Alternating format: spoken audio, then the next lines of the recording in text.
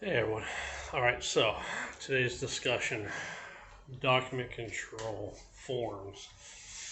Why is it important? Why is it needed? Depending on the size of a business, of course, will determine what documents are needed. Uh, from a quality standpoint, to be efficient, you should have only what is required. And oftentimes we'll have a lot of fluff documents, so to speak, where they're not really needed. They're just there, but they don't really serve a real purpose. So documents should show that you as a business is meeting your requirements. So you have customers, you have clients, um, regulatory, it can be from local, state, federal, government requirements. If you don't have it documented, it didn't happen. So it's important to document what you're doing using forms that you actually need for that. And it's actually quite important, especially if you want to get paid.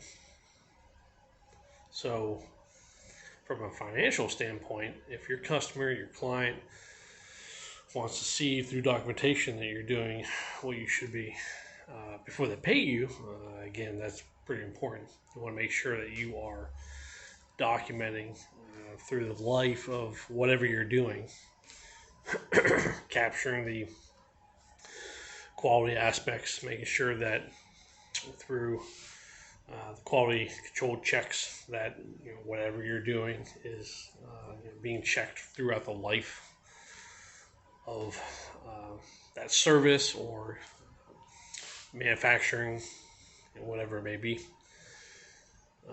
But those documents should be controlled in a way where the employees can't just modify it on a whim because they feel like it. Because it's easier to do it this way than another way. That's when change comes into play, and you may have to have change management discussions on modifying something to meet an easier way of doing it.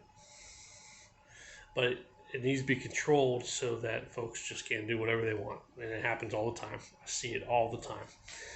And when you are creating a process for your employees to follow to ensure that they are doing what they need to for the requirements that your customer or client has, any document that's being utilized needs to be a part of that. So technically you can't have this document over here being used uncontrolled, no one knows about it except for a few people using it in the area.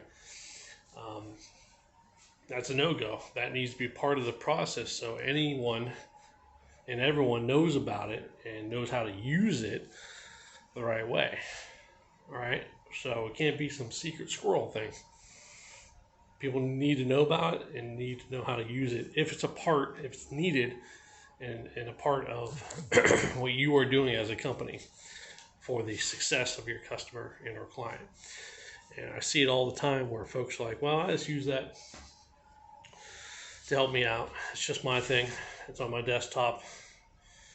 Not a big deal. I don't need to control it. But if it's a part of what you are doing to meet the requirements, it's a part of the process. It needs to be controlled. It needs to be documented. All right. And I still see a lot of companies, even bigger ones, that really don't have control of their documents. They don't have name, number, and convention. They don't have control numbers. No control of the documents themselves to ensure integrity, that people can do whatever they want to the documents. It's a simple Word document, it's a simple Excel spreadsheet, and it can be modified. And that's when errors happen. That's when issues arise, is when folks can do whatever they want, whenever they want.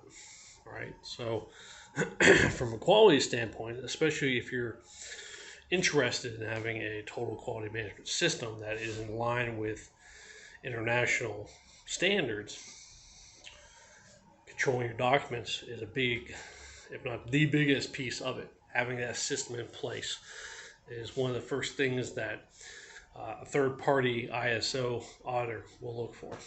Okay, so it is important. It's always coming up as a problem.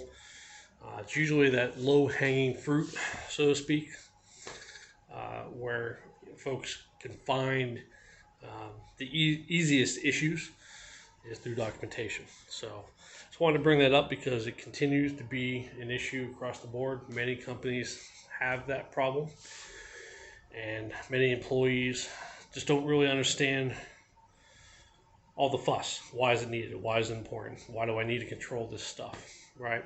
And in the end, it's to ensure that you're doing the right thing, the right way all the time for your customer and client. All right, so till next time.